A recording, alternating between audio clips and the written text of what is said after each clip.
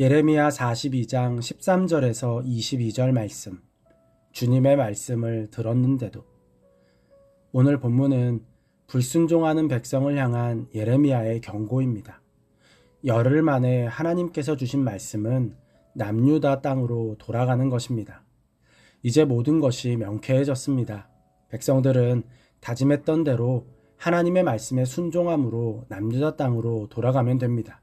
그런데 백성들이 고집을 부리기 시작했습니다. 그 고집의 내용이 비극입니다. 하나님께서 말씀하십니다. 너희가 나 주 너희 하나님의 말에 순종하지 않고 이 땅에 머물러 살지 않겠다는 것이냐? 그것만은 안 되겠다는 것이냐? 오직 애굽 땅으로 들어가야만 전쟁을 겪지 않고 굶주리지 않으니 그리고 가서 거기서 살겠다는 것이냐? 그들의 고집은 단순한 불안함이 아니었습니다. 매우 절망적인 죄의 반복이었습니다. 그들은 남유다로 돌아가는 것만큼은 절대 할 수 없다고 말했습니다. 무슨 의미입니까? 하나님의 말씀을 듣지 않겠다는 것입니다. 이것은 불안이나 걱정을 넘어서 하나님을 거부하는 태도입니다. 왜 갑자기 이런 태도가 된 것일까요? 저는 열흘 동안의 시간, 기다림의 시간을 잘못 보냈기 때문이라고 생각합니다. 하나님을 기다리는 시간 동안 우리가 만날 수 있는 가장 큰 유익은 빨간불의 이유, 기다림의 이유를 알려주시는 하나님입니다. 이 유익은 기다림 가운데 하나님께 집중할 때 만날 수 있습니다. 반면에 우리가 만날 수 있는 가장 어리석은 일은 자신의 생각이 더 완악해지는 것입니다. 우리가 완악해지는 이유는 기다림 가운데 자신에게 집중하기 때문입니다. 남유다 백성들은 기다림의 시간 동안 하나님께 집중한 것이 아니라 자신들에게 집중했습니다. 자신들의 처지, 자신들이 가지고 있는 여력, 자신들에게 주어진 경우의 수에 집중했습니다. 자신에게 집중하는 것이 위험한 이유는 사단이 마음껏 활동하도록 문을 열어주는 일이기 때문입니다. 우리가 하나님께 마음을 집중하면 사단이 활동할 틈이 없습니다. 우리의 마음이 하나님으로 가득하기 때문입니다. 물론 사단은 틈이 없어도 죄의 씨앗을 뿌리고 도망갑니다. 하지만 그 씨앗은 우리의 마음에 뿌리를 내리지 못합니다. 성령님께서 우리의 마음을 돌보시기 때문입니다. 때로는 틈새로 들어와 뿌리를 내려도 곧 알곡과 가라지로 걸러져서 당장 뽑든지 아니면 추수 때 구분해서 뽑아낼 수 있습니다. 반면에 자신에게 집중하는 것은 우리의 마음을 다 열어놓고 아무나 들어오도록 하는 것입니다. 그때 사단은 우리의 마음에서 자유롭게 활동합니다. 사단은 온갖 생각을 마구잡이로 뿌립니다. 특히 우리의 약한 부분을 집중적으로 공략해서 그 부분이 극대화되도록 만듭니다. 남유다 백성의 경우 바빌로니아 군대를 두려워하는 마음을 극대화함으로 유다 땅으로 돌아가는 것만큼은 절대 할 수 없는 것으로 만든 것입니다. 그리고 사단이 하는 가장 교묘한 짓이 우리의 마음을 완악하게 만드는 것입니다. 마음이 완악해지면 아무런 씨앗도 심을 수 없습니다.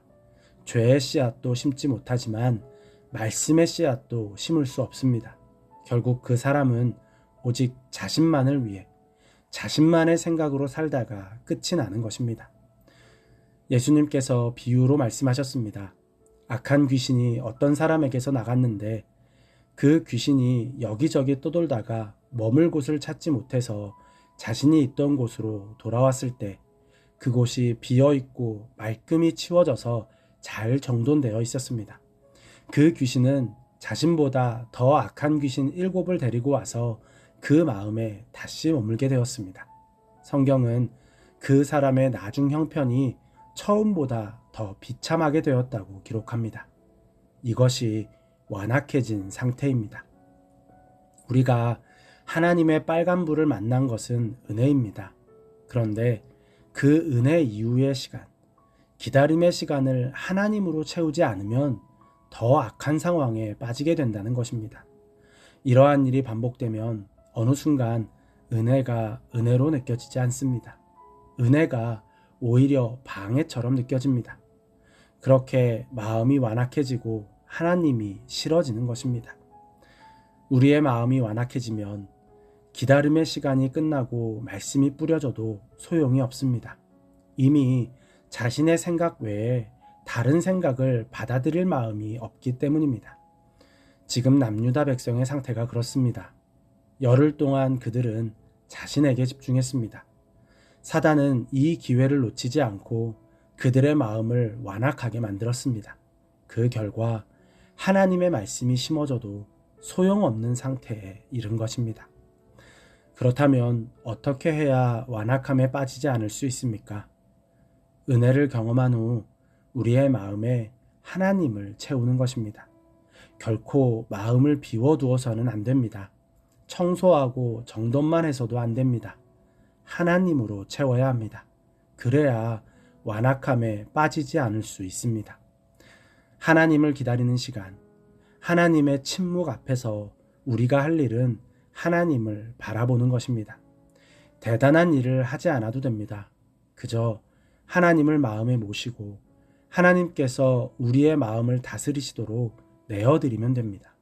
그리고 사단의 끈질긴 유혹과 공격에 냉소적으로 반응하면 됩니다. 난 너에게 조금의 마음도 주고 싶지 않아. 그 자리는 하나님의 것이야. 말씀 앞에서 우리의 마음을 살피시기 바랍니다. 분명 주님의 말씀을 들었는데도 그 말씀이 내 삶에 아무런 영향을 미치지 못하고 있다면 이미 마음이 완악해진 것인지도 모릅니다. 이런 핑계 저런 핑계가 문제가 아닙니다. 마음이 문제입니다. 기다림의 시간은 결코 아무것도 하지 않는 시간이 아닙니다. 마음을 정돈하는 시간도 아닙니다. 하나님을 적극적으로 모시는 시간입니다. 하나님을 간절하게 찾고 구하는 시간입니다. 그래야 완악함에 빠지지 않고 하나님의 초록불을 기다릴 수 있습니다. 기다림의 시간을 하나님의 초록불 앞에서 얼마든지 삶을 내어드릴 준비를 하는 시간으로 만드는 지혜가 있기를 바랍니다.